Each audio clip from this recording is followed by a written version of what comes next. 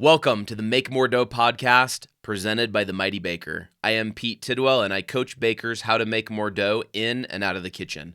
Join me as I share my knowledge and expertise on essential topics for running a successful bakery business. If you're looking to take your bakery business to the next level, don't forget to visit our website to learn more about getting coached by Pete. Together, we can help you achieve your business and life goals and make more dough. Each week, I'll provide tips and strategies on mindset management, marketing management, and time management. But that's not all. I'll also be interviewing fellow entrepreneurs, bringing you their insights and inspiration to help you thrive in this competitive industry. Don't forget to join the Mighty Baker Make More Dough business Facebook group for a community of bakery and small food business entrepreneurs to connect and share knowledge. Tune in and let me be your guide on your journey to bakery business success. So come on and let's jump right in the mixing bowl and see what is being mixed up and discussed in this week's episode of the Make More Dough podcast. Let's go.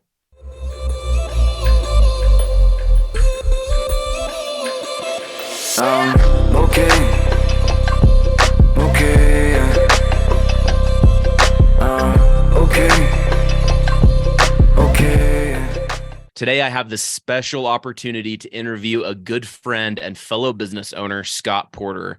Scott Porter is a serial entrepreneur. He's currently the owner and founder of the gourmet churro experience company, San Diablo Artisan Churros, a brand experience expert and a consultant helping business leaders humanize their brand experience with vitamin T, which I'll ask him about that in a minute because I don't know what that is. And Scott is also a taco whisperer. And yes, I can attest to him knowing his tacos. He has introduced me to some of the best tacos I have had here in Utah. I first met Scott through a networking group here in Utah years ago, and we've stayed in touch over the years, and I'm so excited to have him on my podcast today. So welcome, Scott. Thanks so much, Pete. It's so awesome to be with you today. I think like one of the things I mean, we've like collaborated on a number of things over the years. It's been so much fun. And not only that, but then we run into each other in all sorts of different food events and non-food events. And, we're just trying to make the world a happier place, one bite at a time, right? I know, seriously. And I love the community of small food business owners because I think that's one thing I try to drive home in these is it's so important to get to know the other people, even if they're not in the exact same space that you're in. Get to know other people because that is how it's the networking, it's the relationships that help you grow your business. Totally. Well, and even people like, we're both in the dessert business, and a lot of people could think that that's like competition. Why would you like embrace your competition? But I was just recently, we're looking to expand to Mexico this year. And we were down there a couple weeks ago and did several events where we met with wedding planners and everything like that. And there are a couple of other catering businesses that do churros. They don't do them exactly the way we do, and we can get into that. But one of the phrases that I love that they said in Spanish is that el sol sale para todos, like the sun rises for everyone, meaning like there's an abundance mentality that I think that you can have as a business owner of like, look, there's plenty to go around for everyone. So let's just support and cheer each other on in the whole process of developing and growing and thriving in our businesses, because it's tough and the food business is tough. And so you need as much support and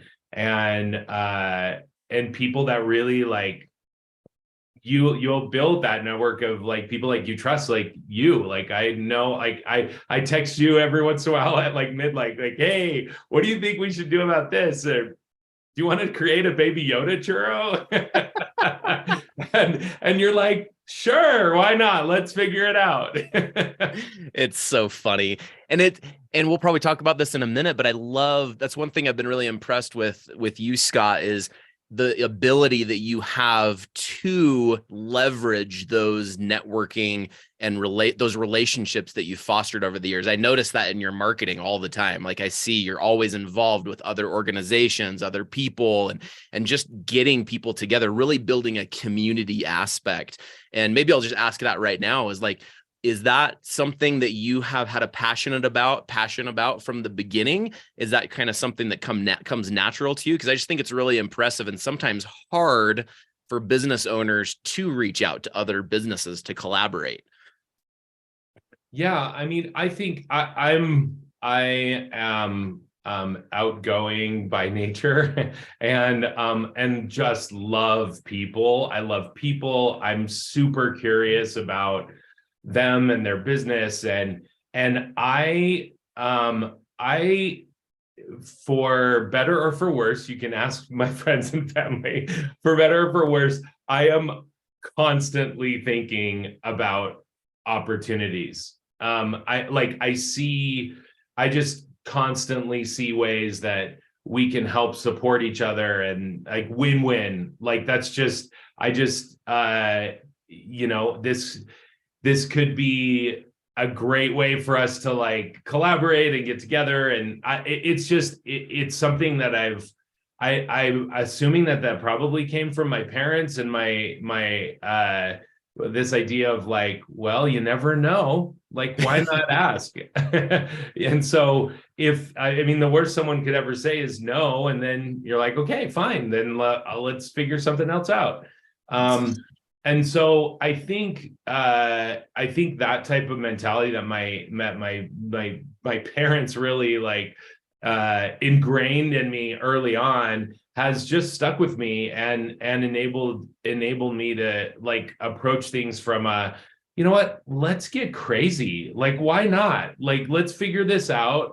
You have a really cool business and an amazing idea, and I have this thing going on. Like, is there a cool way that we can like help support each other and create a win-win? And mostly I love to approach it like a brainstorm, opportunity. Like, hey, this has come up. Do you think that this could work? Like, how about we do this? And more times than not, like you'll end up finding the people that like you, that it's like that are equally as crazy. And you're like, okay, yeah, sure. And I think that's that type of I guess maybe it's some sort of level of like lack of fear or lack of. Yeah. I also think maybe that happened when because I was a missionary in Mexico also. And so when you're essentially like approaching people about religious topics and Jesus and God and family and all of those things that are so dear to you, but if you're approaching someone and you get so much practice approaching them about your ideas, and sometimes they take you up on it and say, come on in. And sometimes they can be very unkind to you. And so I think that that also has probably helped me a great deal in how I approach business of like, hey, I've got something really great going on that I believe in, and here it is. And if it works that we can collaborate, great. And so I think it's definitely been something that has, I would say that like collaboration and leaning on the kindness and goodness of others and trying to reciprocate that as much as possible, being kind and good to other people, has just led to like a lot of really interesting and fun and successful endeavors throughout the years. Oh, I just love it. I love it because it's such a good example of just putting yourself out there because you never know what's going to happen. I love it. So the first question, I don't even know the answer to this question really. So can you tell us a little bit about your background and how you got started in your business? Like what brought you to where you're at today? Well, first of all, this, I love food. Like you and I share this like insane like love for food, foodie. It's something that's been such an important part of my life. I think some of the most fun memories that I have with family and friends all over the world are over food. And I think food is something that unites us, and it's this great equalizer, as whether I'm eating with, billionaires, or I'm eating with a person that is struggling in extreme poverty. Like, we connect as humans over food. And so that, to me, is something that has been such an important part of my life. But this is my first time in the food business. What me is really the first time I've ever worked in food. I'm a fan of food and eat lots of it.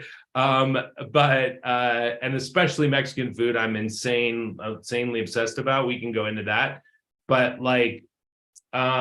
this has been my first endeavor in food. I've been an entrepreneur my entire life. I started a neighborhood newspaper underneath the stairway of my family's basement, with a typewriter when I was like 8 years old, and I would interview my friends' parents about what they did for work, and talk to my friends about their vacation, and then write it up in these stories and then sell it back to them for like 25 cents. So good. And so that was really my first endeavor. My dad was an entrepreneur and his entire life. And so that, I'm sure, influenced me wanting to be on my own. And so I have a PR background in, that's what I studied in school, and then worked as the first employee of a PR firm in Seattle. And then I went to business school, and post MBA, I ran a couple of nursing homes in Southern California, where I developed an insane obsession and passion for customer and brand experience, and which has been transformative for my entire life and professional career since then. And we can talk more about that as well. But so I did nursing homes for a while. Then I was a consultant for Fortune 500 companies in Latin America. And then I went back into senior healthcare and ran a home health agency. And then some friends and I started the first all-you-can-fly membership airline called Surf Air in Southern California. Throughout all of these experiences, my brother and I started a toy and game company called Reverse Charades. And I also started a nonprofit with a group of friends called Singular Humanitarian, where we did humanitarian service trips with singles in developing countries all over the world. And so it's like my career has been very eclectic.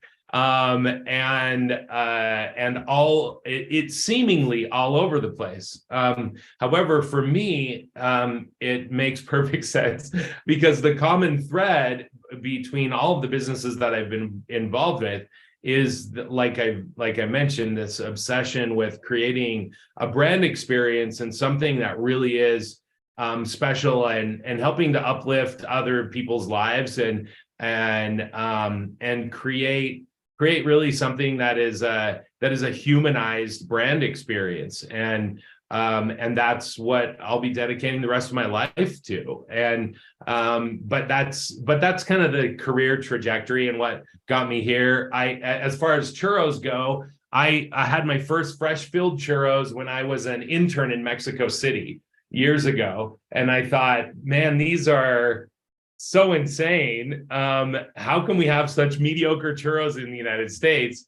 And how can I, and it would be irresponsible, not to bring this to America. And so that was an idea. You know how when you travel, you eat really good food and you're like, why can't we have this in America? Mm-hmm. And so that's what happened. And then that was, a long time ago. And then after after we had launched Surf Air and got that going, then it was just the right time to dig that idea up from the archives in my mind of what about that churro business? And we could create a really special, something that's distinct and special, and really craft this unique experience around the churro.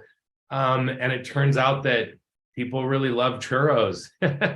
And they one of the things that I discovered that I didn't fully totally know is how crazy people are about churros, and how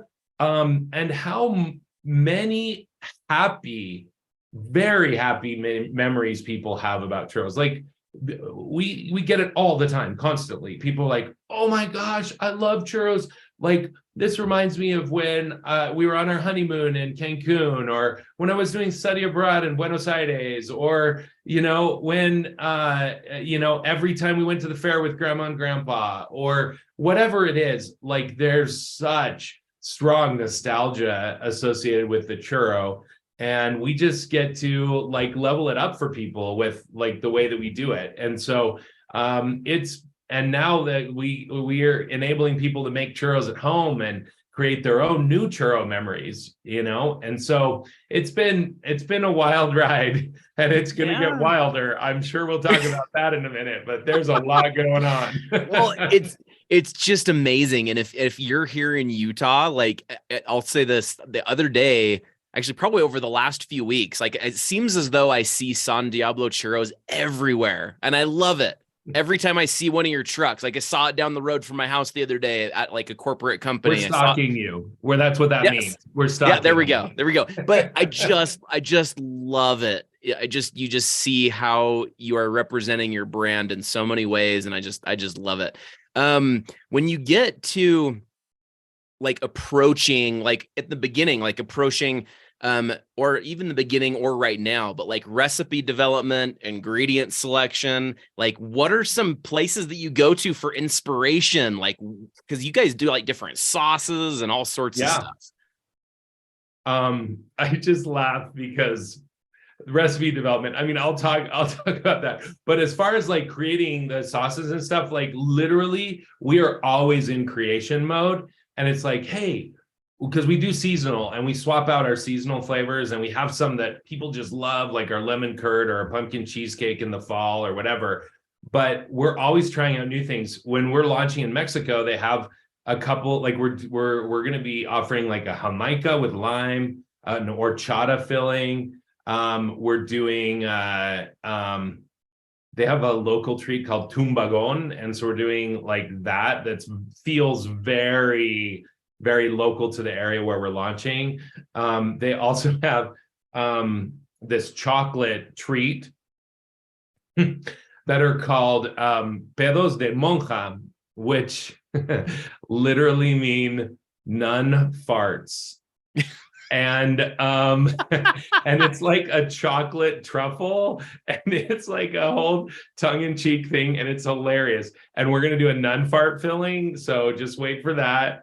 But we're always experimenting. We're always like, oh my gosh, that'd be really good in a churro. Let's try it. And we do it and we try it. And that's how we do everything. Like pina colada. That's how we have like all of the crazy, like we were like, what about if we crush candy canes and put that on the outside of a churro and then have this peppermint cream? And so we're just always thinking about new ways that we can create something special and level it up, As far as like the dough recipe and like that type of development, I don't know if you know this, but here in Utah, for anyone that lives here or has been here, there's an annual harvest festival called Corn Bellies. Did you know that that's where we launched? Oh, no, I didn't. Yeah. So about a month and a half before Corn Bellies, I saw that they were looking for vendors, and I was like, how am I going to launch my catering business? Well, what about if I'm at a place consistently for like 6 weeks and people can come by and try the churros, and then we'll use that as a way to get the word out. So I call them, I'm like, hey, do you have I see that you're looking for vendors for Corn Bellies. She's like, yeah, that's great. What do you sell? And I said, artisan filled churros. And she's like, it's been my dream to have filled churros at Corn Bellies. I said, really? well, your dream is about to come true. Let's make this happen. And she says, that's wonderful. How long have you been in business? And I said, well, actually, we would be launching at Corn Bellies. She's like, oh, okay. And obviously hearing all the doubt and concern in her voice, I said, okay, listen, I know what you're thinking.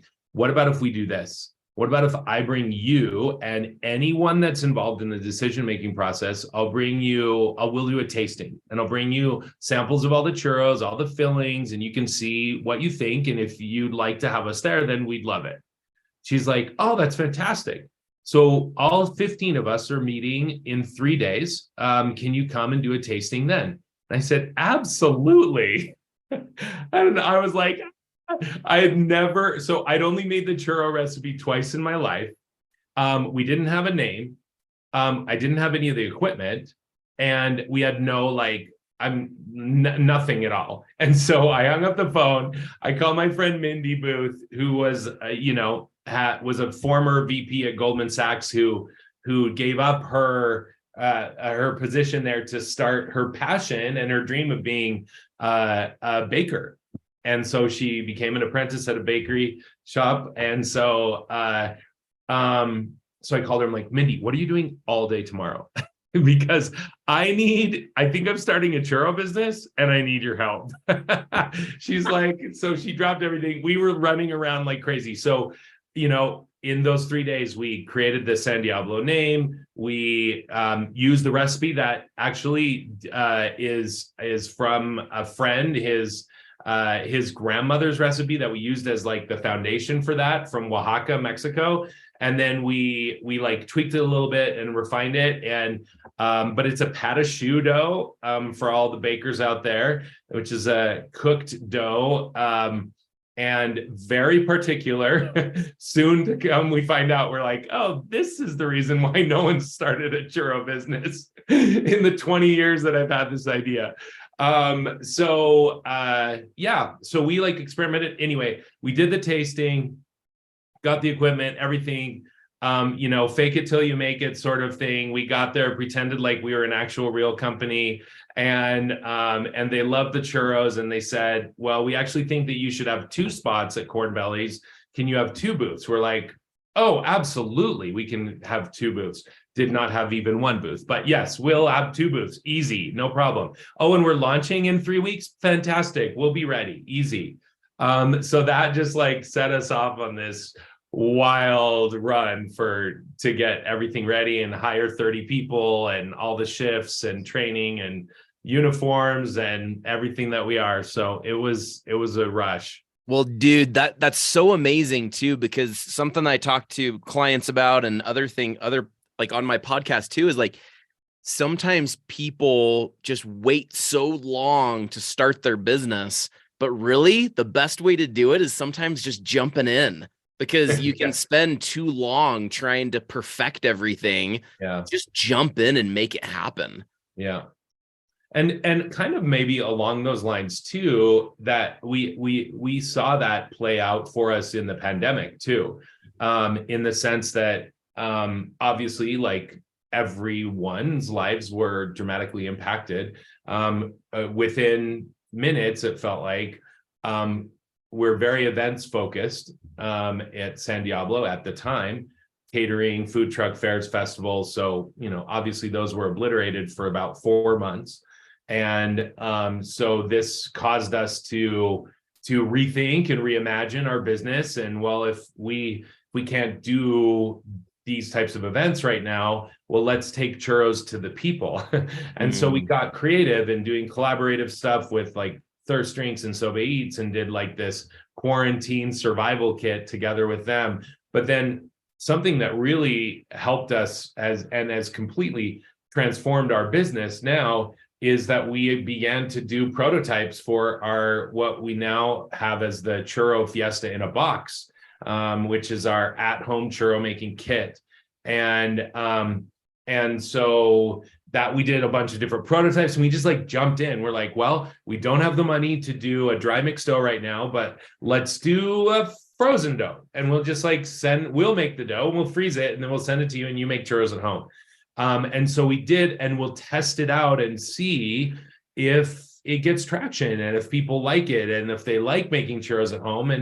And so then that gave us the fuel and the knowledge and interest to be able to continue what we're doing now. And now we've sold thousands of these kits all over the country and the world. And we're looking at like really tremendous growth this year in that particular division of our business, which is now very different than creating a fresh food experience. Now we're creating a packaged food experience. And so how does that translate? Like, what do we do when we're in person? We can have this personal touch and we can help people feel special and feel like a VIP and get them exactly the churro that they want and this really great experience. But how does that translate when you're getting a box of San Diablo? So we've included other things, like I have them here. I should have put them on earlier, but like our churro horns, these come in the kit, the double horns. We also have a halo too, but they always tell me that the horns look better on a bald head. So I always wear these. And maybe like personality wise, they're like, oh yeah, put the horns on. And so we like want people to feel the very San Diablo experience with what they get, because they're not going to be coming to our food truck. So we even include like a little mini cowbell. Do I have? Oh, that's awesome. Here? I mean, I know I have my own cowbell, but that's an important part of our live experience. And so we have a little tiny cowbell in your kit, because we always think more cowbell, more churros, whatnot. And so always a reason to celebrate with churros and a cowbell. And so so it's been, but to your point about just like diving in and figuring it out as you go, that is a really huge benefit, I think, of being in the food business, because you can get instant feedback from people, try out new flavors, try out new designs, try out new ways of doing things, and people will not hold back in telling you what they like and what they don't like, and then you pivot and change and move and adjust. Yeah. Oh man, I love that so much. So as you've gone through this journey, because you've been doing this for a while, through COVID, through like before that, what are some of the biggest challenges that you've faced, and how have you overcome those? I know that's a big question, but it's something that's helpful for our listeners to really be able to hear. I think there are a couple of things that come to mind. So first of all, I think one of our biggest challenges, and this is a challenge with every business, I would assume, is finding wonderful people to be on your team, because your team and our team is fantastic. I love our team. We would not be able to do anything that we've done, obviously, without them. And I just think we have the strongest team that we've ever had right now. And I'm just so fortunate and blessed to be working with them and in creating what we are with San Diablo. And so I think recruiting and finding and determining who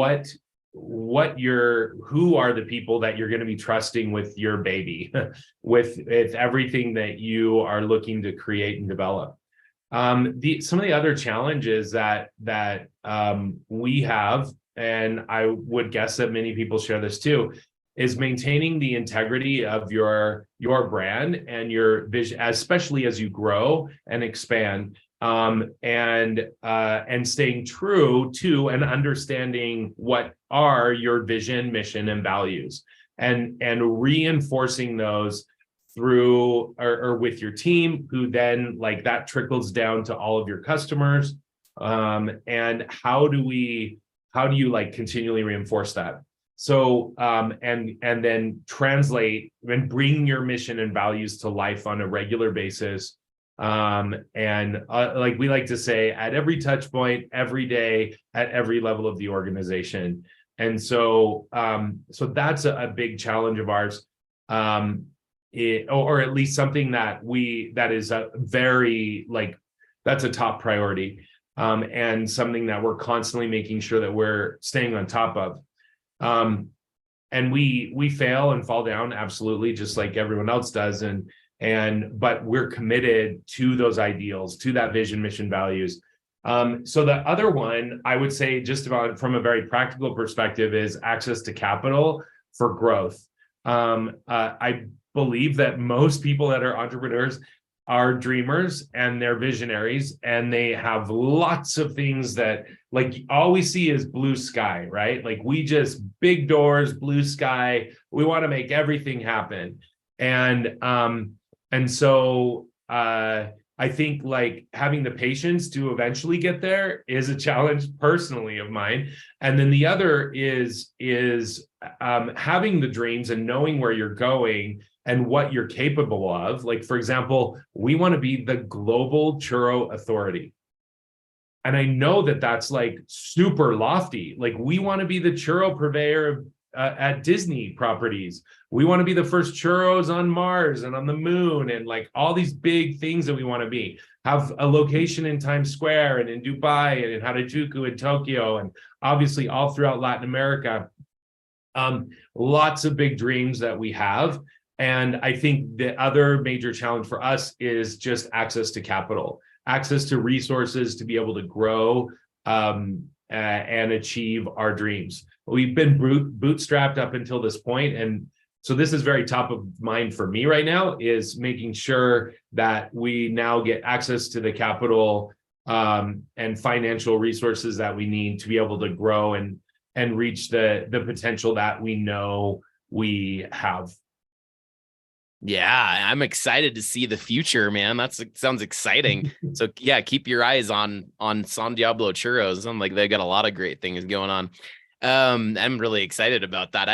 I love hearing people's dreams too. I love just that the dreams of the future. I love that so much. Okay, so from all those things you said, you gave some really good advice there. But if you're thinking of an aspiring baker or an aspiring food artist or just chef that wants to start a business someday, what would you suggest that they do to, take their skills to the next level? Or like, if they're about to start a business, like, where do you start? Like, what would you think? I know that's a huge question, but it's like, there's a lot of people at home. That's like they sometimes dream about that. Oh, I want a bakery someday, or I want a restaurant someday, or I want this someday. What would you suggest are things that they should work on? That is a really great question. Anything that I'm going to say right now, I would preface it by saying that it depends. Mm-hmm. I would preface it by saying everyone's situation is totally different. Like, timing will be different, experience level will be different, feasibility of your idea, access to resources. Like, you may do things differently. I mean, if you have a rich uncle or aunt or parents that like give you $200,000 and you can go start a business, like, that's very different than like, well, I'm starting a business and I have, $2,000 I can invest right now, and I don't have access to anything else. So there's like very different scenarios based on like location, based on the type of food, based on your level of previous business experience, based on even just geography. I mean, there's all sorts of different factors that come into play. And so that's what I would just preface it by saying it depends, and it depends on your scenario. I would say, first and foremost, like, I would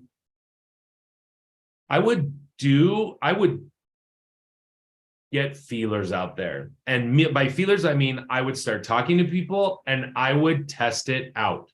So if you have food, like, literally just 2 nights ago, I was at dinner with some friends that, like, I was giving them all the updates on everything going on with San Diablo. And they're like, man, this is so crazy. I remember when you brought this churro idea to our cabin, and you like made churros for us, and you said, hey, I'm thinking about starting a churro business. What do you guys think?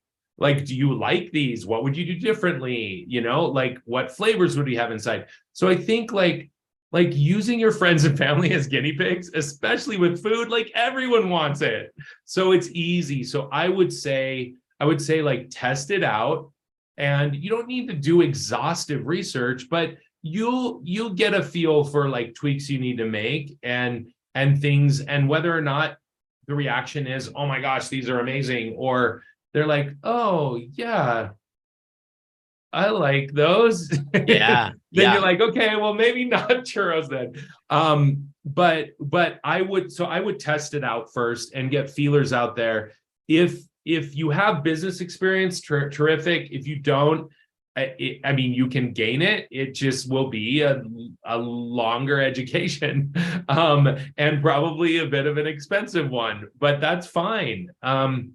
I would say just it once you kind of like do some market research, do a little bit of testing with family and friends, maybe even like dip your toe in before you take a huge plunge. Dip your toe in and do farmers markets, or on, you know, every Saturday for 3 months and get feedback. And the other thing that I would do is I would start to make your business development a continual conversation with your people. So your people being your clients, your people being anyone that's helping you, your people that are your cheerleaders, that are potential advisors or investors. Like, this is a constant communication flow of like ideas, improvements, opportunities. And but the biggest thing that I would say is to just share your idea. I think a lot of times as entrepreneurs, we feel super protective of like, oh my gosh, if I start talking about this, I mean, someone else is going to do it. And then, and so that can hold us back. But what happens, what I've found is that the more you share it and the more you talk about it, the more people get on board with helping you. And they're like, oh, hey, I should connect you with Pete. He's done a bakery before. He knows exactly what to do. Maybe you should take him to lunch and find out what he's done to be successful. And then they'll connect you with a supplier, and they'll connect you with this opportunity for your catering. They'll connect you with whatever it is. So I would also like just suggest being fearless in like getting it out there and talking about it. Yeah. If people don't know, they can't help you, and people want to help you. People love helping someone pursue their dreams. And I think a lot of times people feel like they may not have the courage to do what you are going to do.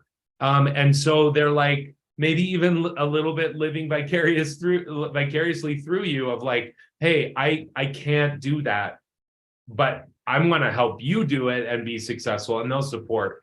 And so that's the other thing that I would say as far as like getting started is like, do your research, test things out, and share. Don't be afraid to like talk about it and all the ways that you're going to be incredible and different and special, and not like every other churro place out there. Yeah, that's incredible. And whoever's listening right now to this podcast episode, rewind it back a few minutes and listen to that again and take some notes, because Scott just dropped a lot of pieces of knowledge in there of like, I love just because a lot of people, they think that they need to have a beautiful storefront location and everything all figured out before they can launch. Like, no. Start small. Don't spend all your money and open up a place and then have it fail. Like, do it, grow it smartly. And I love all the points that you touched on there, because that makes such a difference in the long run. Big time. Yep. Okay. So from there, you've touched on a lot of my questions. So I'm like, let's see, where are we going to go next here with Scott? You touched on a minute ago, as a business owner, there's so many things, like as you're putting yourself out there and taking action, there's failures and setbacks that happen, right? And you've touched on this a little bit, but maybe just a question there is, how do you yourself navigate failures and setbacks in your business and or your life, also having a team too, because that presents another challenge, right? Like, because you got to keep your team motivated. If something doesn't go well, how do you keep yourself in the game as well as your employees in those kind of situations? Oh man. This, as you know, is like not just like a weekly roller coaster or a monthly roller coaster. Like literally the emotions can be like this within seconds, minutes. Like you could get off the phone and you just, secured an SBA loan and you're like, yeah, we're getting a food truck. And then 2 seconds later, you get a call from like you're getting audited, or you're like, I mean, who knows what it is? Like I mean, it could be any number of things. Like a customer is unhappy because XYZ happened. Or you're fluctuating, but you got a 1-star review on Yelp and you're like, where'd we go wrong? And so literally the roller coaster can happen within seconds. So I think first and foremost, just like acknowledging that is real and everyone experiences it, and there is no way around it. Absolutely no way around it. I have not yet talked to any single entrepreneur that does not experience an absolute roller coaster every single day of like complete euphoria to like absolute devastation. So Like, true. how are we going to get through this? What are we going to do? How are we going to survive? Like all of those emotions are very real. And so how do you deal with it? I think like accepting the fact that that is reality, and then allowing yourself the grace to like feel all of those emotions, but not let them control you. And for me, it literally is a constant exercise in self-control. And there's all sorts of tactics that I use. I mean, sometimes if something is terrible, I go silent. I'll like go into like deep breathing exercises. Sometimes I'll go on a run. I'll be like completely overwhelmed. I don't know what we're going to do.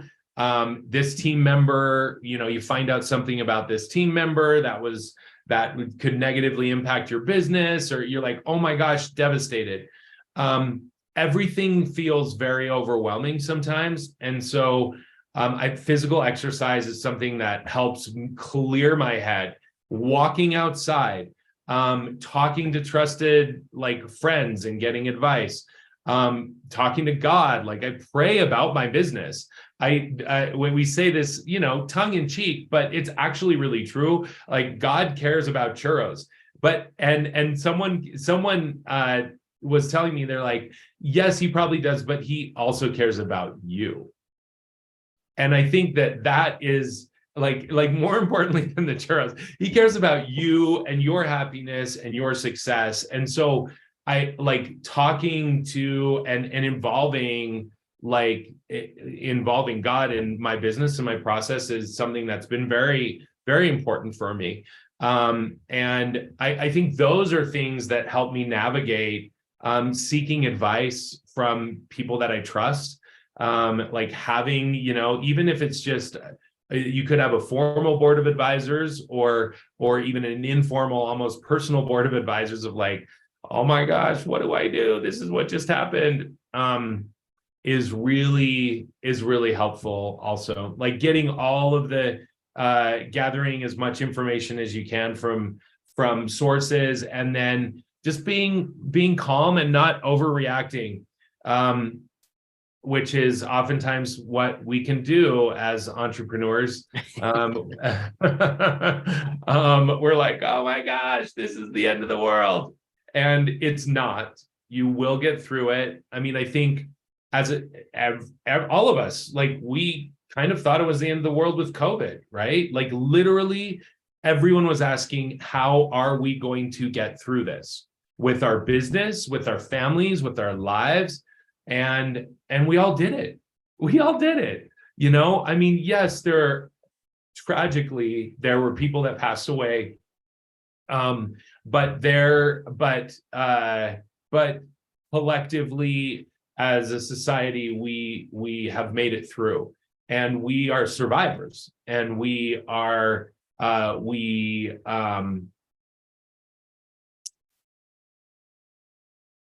mean, I think it was Einstein that said, like, necessity is the mother of invention, right? It's like out of necessity, we do new things, and we evolve and we grow and we're stretched.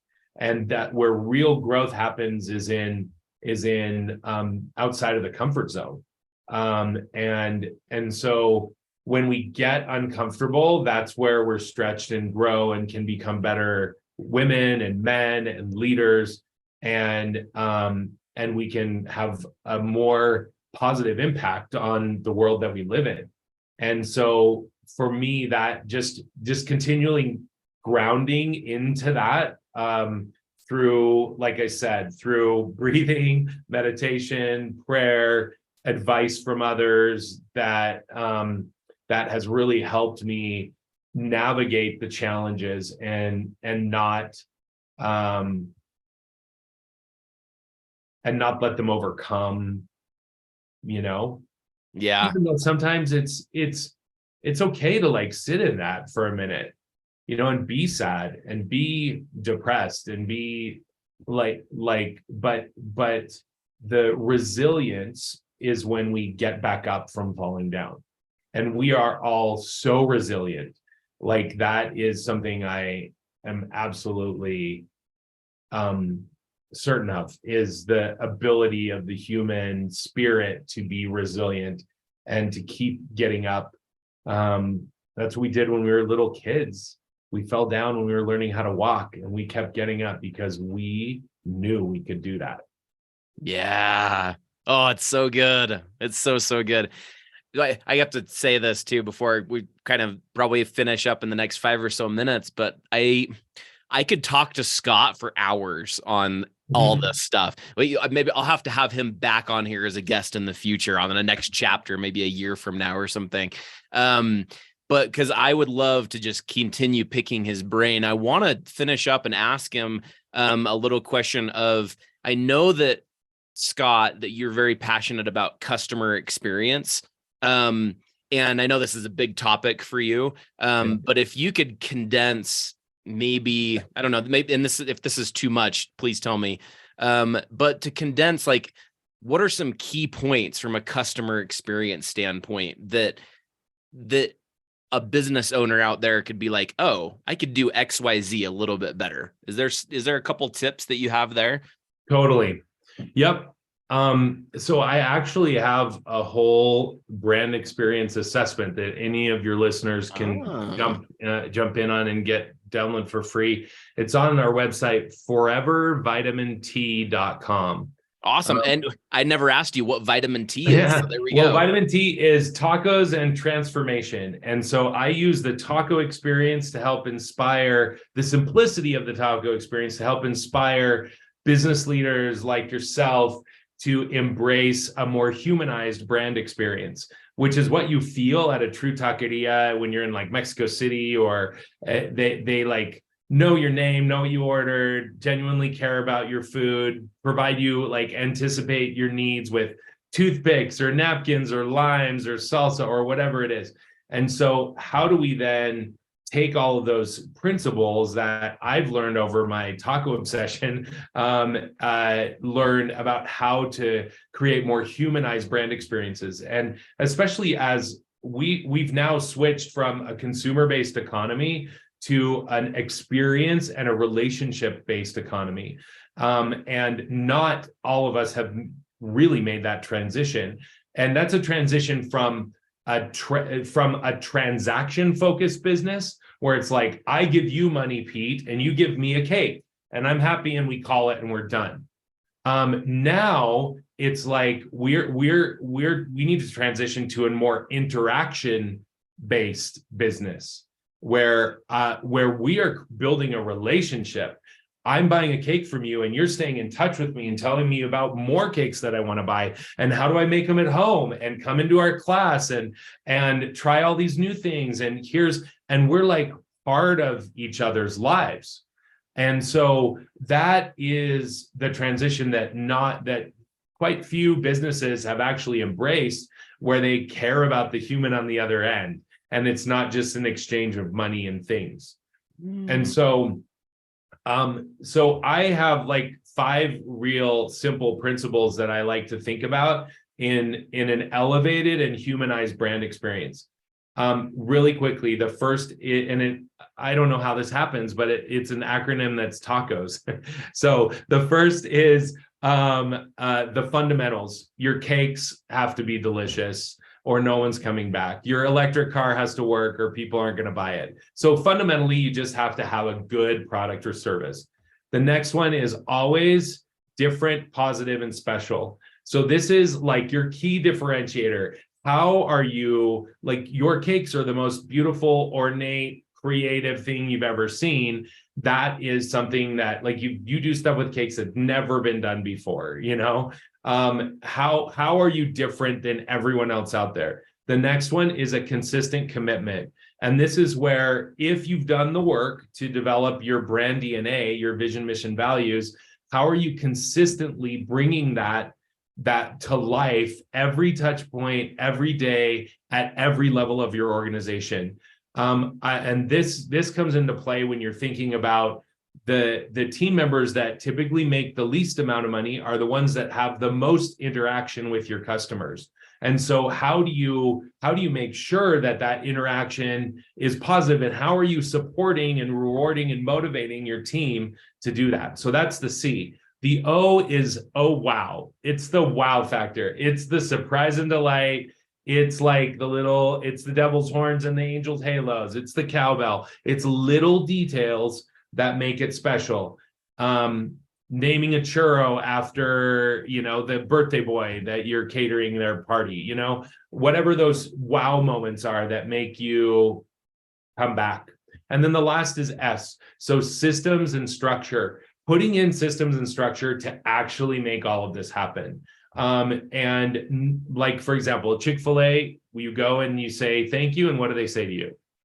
It's my pleasure, right? Yeah. And they say that whether you're in North Carolina or you're in Orem, Utah. And so it's that type of system and structure is where they're actually putting their mission and vision and values. They're bringing it to life all of the time, every day, with all their people. And so those really are like some of the essentials that I've seen in creating the type of humanized brand experience that builds like raving fans and loyal evangelists. People are out there talking about the Mighty Baker and the cakes or the churros and whatever else we're involved in. They're out there literally talking about us or posting about us online and saying wonderful things about the experience that they've had with our business. So that's what I've seen enables that type of like empowering and differentiating brand experience. Oh, that's awesome. And I'll make sure I get a link from you and I'll put it in the show notes so people can get a link to that. That's there's a lot of value right there. All right. Okay. I've got a couple like quick round of questions I want to ask you towards the end here. And you can, be more detailed if you want, or you can just straight up answer them. So here we go. What is the best concert that you've ever attended? U2. Ooh, nice. Yeah. I've seen U2 a lot. I would probably say, the first concert that I went to theirs was incredible. But he just puts on an absolutely insane show. I think probably the most memorable one was the Joshua Tree reunion a couple of years ago in Phoenix. Oh, that's awesome. That's cool. Incredible. However, I'll never forget like an entire Estadio Azteca in Mexico City It's like 120,000 people singing with or without you. It with the Spanish accent, like it was unbelievable, unbelievable. So That's much fun. incredible. That's Yeah. so cool. I love that. What is the most memorable dessert that you've ever had? I know This that's tough asking a this foodie that question, but Oh, it is so tough. Well, you also, I mean, I don't know. Should I tell this? Do you even know this? I think you do. I don't eat sugar, right? Do you remember this? oh, that's Like, right. Well, but you can even just say churro too. That works too. no, I mean, obviously, like the churro experience that I had when I was an intern was like changed my life. And they were amazing. But for some reason, the most memorable one that comes to mind was this like, oh my gosh, this chocolate banana. No. It actually wasn't banana. However, I do love that combo. It was a choco fanatico cake out of this random little bistro artisan kind of restaurant in Coban, Guatemala. And it literally tastes like someone went out and harvested the cacao beans and crushed them and put them in a cake. And like, oh my gosh, it's so good. It was so good that when my friend Leva and I were in Guatemala like coming back to Guatemala on a visit, we detoured our entire trip to go 4 hours out of our way just so that we could eat that Choco Fanatico cake because we lost our minds. Organic, rich, earthy, like thick, moist, like all the things that you want a chocolate cake to be. And we got there. The one day they close for inventory every year was the day we were visiting. Oh, You talk about devastation. I think we literally fell on the ground. We were because we traveled 4 hours out of our way to get there just for that Choco Fanatico. oh man. We still talk about it. It's hard to talk about actually before going into like serious food PTSD. But it was the Choco Fanatico. That's probably one of the best desserts I've ever had. My mom Okay. makes an incredible cream or cheesecake also for my grandma Vida's recipe. It's a unique type of cheesecake, but yeah, it's amazing too. Nice. I like that. I learned a lot with these questions. I like this. This is good. Okay, so next question is, do you have any like dessert fail stories like in like San Diablo Churros or another, or maybe another past business, but like something that happened that you're like, oh, that was just horrible, but like maybe a memorable story. Well, so we're constantly experimenting with things to do with churros. So we actually have a savory menu. We have a churro inspired savory menu. We have little smokies wrapped in churro dough. We call them baby dogs, and you dip them in a savory sauce. It's like pigs in a blanket, but better. And this summer we're introducing churro fried chicken nuggets. We've done a bacon wrapped churro dog. We've done, and here's the fail. So we're like, how amazing, like kind of mozzarella stick style, but wrapped in churro dough instead. And we're like, let's do this with cheese. And we did cheddar and pepper jack, and we covered and we call them cheese bites, churro fried cheese bites, and they were amazing when they worked. But 7 out of 10 times they didn't work because we weren't able to like fully coat them somehow or close, and like the hot oil gets into that cheese, melts it, and then the melted cheese escapes from the churro shell and like obliterates our fryer. And so we have like nasty cheese shrapnel all over the top of the fryer that we're like, okay, we just can't do this anymore. They're delicious when they work, but like we can't continue. We got to figure something else out. But it was the cheese bites. Oh, sometimes people still ask us for them, and we're like, we're so sorry, because we would end up giving. We didn't always know whether or not there was still cheese left in there or not. So we'd give them to people, and then people were like, this is empty. There's nothing in here. We're like, I'm so sorry. Oh, that's funny. That's So, hilarious. oh man, yeah. That's hilarious. I love that. What is the most memorable cake, dessert, or food that you have made for someone else? Oh Anything come to man. mind? Could be tacos, could be a different kind of food. Oh well, I mean, we just made. You know how they discontinued the Choco Taco? Mm-hmm. We're wanting to bring it back with like a churro tortilla that we deep fry and then do all the Choco Taco fillet, chocolate, dip, nuts, all the whole thing, but with a churro taco shell. People really like that. I oh man. I okay. So here we go. So prior to my churro life, I was known for making cookies. And I made these big, I mean, it seems now they're very similar, like a crumble cookie or whatever, but this was like way back in the day. And I would try different things. So I did a blueberry lemon white chocolate cookie that was a big hit. We made them at like parties, and I would give them away to people all the time. I just haven't done it in so long. But yeah, I really love that, and making that for people, and people really responded well. Oh, I love My it. my family called them, what did they call that version? The lemon blueberry white chocolate. I think they call it dirty little secrets. I love it. Well, blueberry and lemon, it's a good flavor combo right So there. good. So Such a that's good awesome. combo. Okay. When it comes to books or podcasts, do you have like a top 2 or 3 that you'd recommend to other people? I mean, it could be on any topic, just something that you're liking right now. Yeah. Yeah. 100%. So I am top of mind. Atomic Habits, I just picked up again recently and started reading it. I love it. I think that there's so much that we can learn in there about becoming better humans and leaders. Atomic Habits. There's a book I'm called Win Without Pitching, that is actually, it's tailored more towards creative agencies, but I think there's some really great insights there for any business. So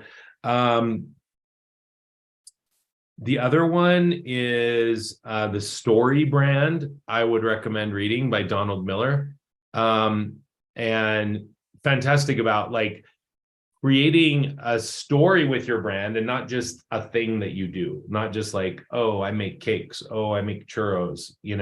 It's like, what is the whole story that you're telling, and who's the hero in this story, and how to make your customers the heroes in what you do. So I would recommend those right now. Those are kind of top of mind.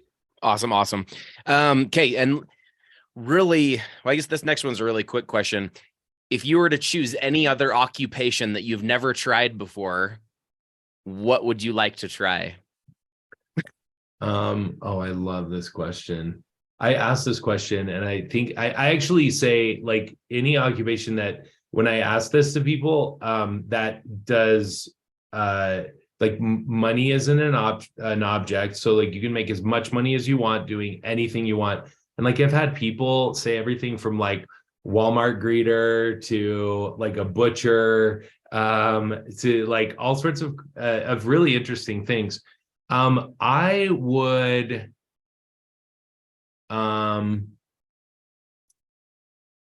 there's a couple, there's so many things. I have so many interests. I think it'd be really fun to fly. I'd love to. I think being a pilot would be really interesting.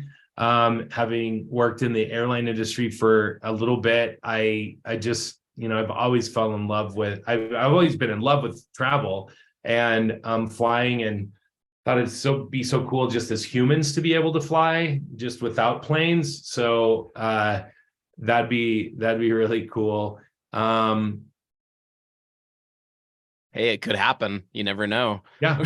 I think that's probably, let's stick with pilot. That's awesome. And I mean, Top Gun Maverick did like poured rocket fuel on that desire, right? Literally. And so I don't know how you couldn't want to be a pilot after that, but that is very true. Very true. Okay. So last question, two-part question. So number one, what would be a most important lesson that you've learned on your journey? And then number two, just giving us a sneak peek into anything you have coming up and how people can find you online. sure.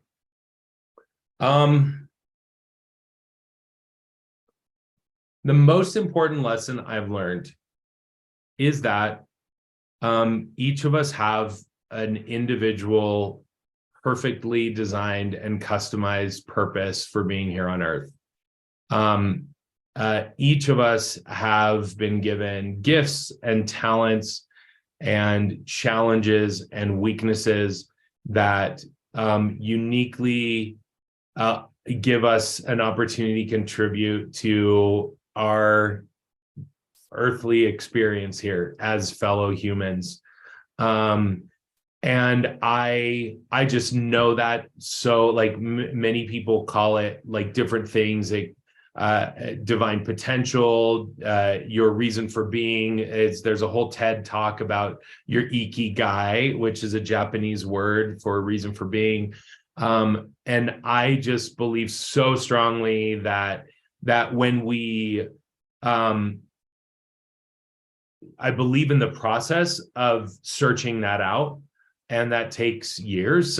For some people, that can happen quite early on in life, and other people it can happen later on, like it did for me. But realizing that you have a specific, beautiful contribution and impact to make on other people's lives. And it doesn't even, not even, I mean, when you say the world, it sounds so ambiguous and so like all encompassing of everyone, and can feel very daunting. And so I think that it doesn't need to be global, but just within your area of influence, and with the people that are within your reach.